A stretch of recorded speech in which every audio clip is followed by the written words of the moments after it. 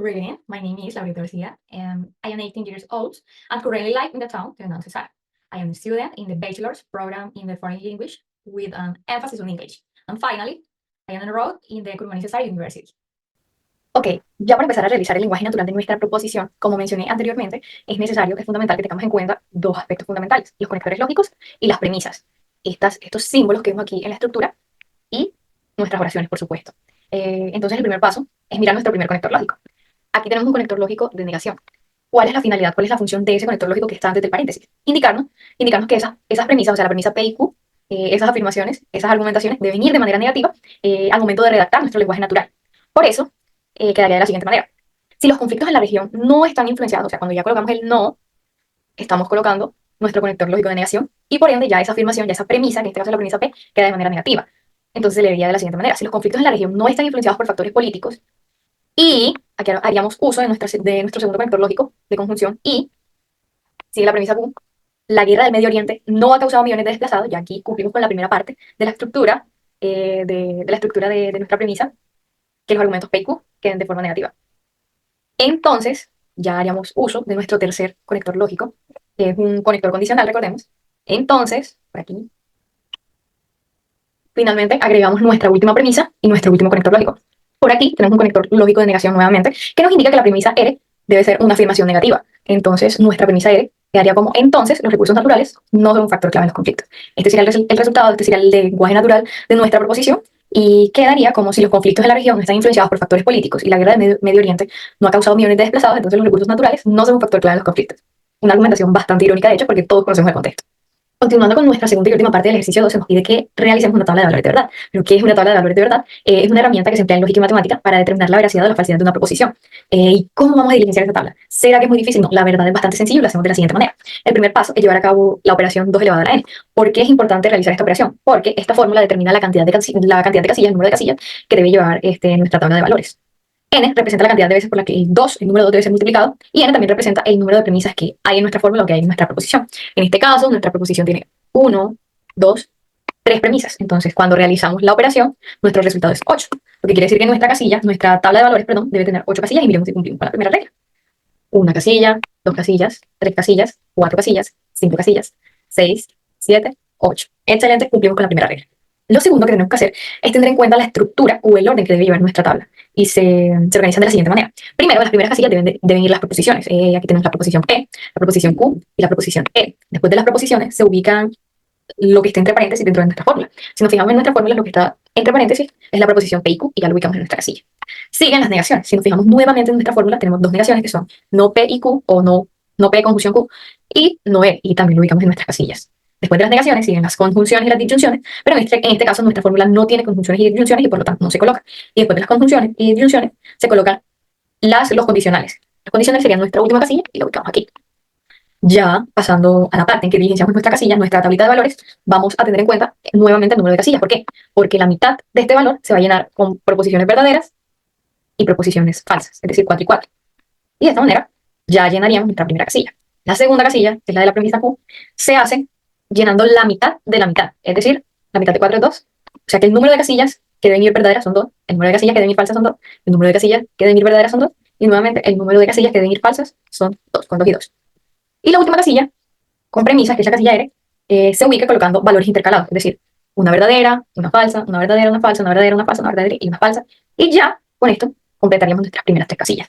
Continuando con lo que está entre paréntesis, tenemos una proposición que tiene una conjunción. Para diligenciar esta casilla, tenemos que tener en cuenta la tablita de conjunciones.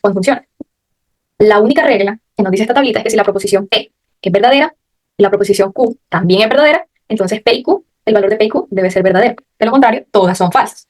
Entonces, si nos fijamos, empezamos a diligenciar esta casilla, tenemos que el primer valor de P es verdadero, el primer valor de Q es verdadero y por ende, nuestra primera casilla debe ir verdadera. Nos fijamos nuevamente, dice que P es verdadero, Q es verdadero, nuestra segunda casilla también tiene que ser verdadera. Ahora viene, P es verdadero, Q es falso, entonces nuestra casilla se le debe otorgar un valor falso, porque eso es lo que nos dice nuestra regla, nuestra tablita de conjunción. La siguiente casilla, la preposición P es verdadera, la preposición Q es falsa, entonces va nuevamente falsa. Y ya nos fijamos en el resto de casillas y vienen preposición P falsa, preposición Q verdadera, preposición E falsa, Q verdadera, falsa, falsa, falsa, falsa. sea que todas deben ir falsas porque esta regla nos dice que la única manera de que sean verdaderas es que ambas proposiciones, o sea, P y Q, sean verdaderas. De esta manera también diligenciamos la cuarta casilla. Ahora siguen las negaciones. Para llenar, para completar las casillas con las negaciones, también vamos a tener en cuenta una tablita, así como hicimos con las conjunciones. ¿Qué dice o qué regla nos coloca la tablita de la negación? Que si la proposición P es verdadera, no P debe ser falsa. Que si la proposición P es falsa, la proposición no P debe ser verdadera. Entonces, vamos a diligenciar la casilla de los negativos. Para diligenciar la casilla de los negativos, que es no P y Q, vamos a tener en cuenta la casilla de P y Q. El primer valor de P y Q dice que es verdadero, entonces por lo tanto, y según lo que dice la regla de las negaciones, no P y Q debe ser falsa. La segunda casilla de P y Q es verdadera, entonces no P y Q es falsa. Las siguientes casillas con los valores de P y Q son falsas, por lo tanto, no P y Q deben ser verdaderas. Y vamos a hacer lo mismo con la casilla no R, pero teniendo en cuenta la casilla R. Entonces miramos nuestra casilla. El primer valor de la proposición R es verdadero, entonces el primer valor de la proposición o de la casilla no R debe ser falso. Como estas están intercaladas, vamos a intercalarlas también. La primera es falsa, la segunda es verdadera, la tercera es falsa, la cuarta es verdadera, la quinta es falsa, la sexta es verdadera, la séptima es falsa y por último, la octava es verdadera y de esta manera también diligenciamos nuestra casilla no R. Ya para finalizar y para diligenciar la última casilla de la tabla, debemos tener en cuenta también la tablita, pero de los condicionales. Ya para finalizar y para diligenciar la última casilla de nuestra tabla, nos vamos a la tablita de los condicionales. ¿Qué regla nos coloca la tablita de los condicionales? Que si el primer valor, o sea P, es verdadero y el segundo valor, o sea Q, es falso, P entonces Q será falso. De lo contrario, todos los resultados serán verdaderos. Nos vamos a fijar en estas dos casillas. Esta no P y Q será la casilla P, no R será la casilla Q. Y no P y Q, entonces R será nuestra casilla P, entonces Q.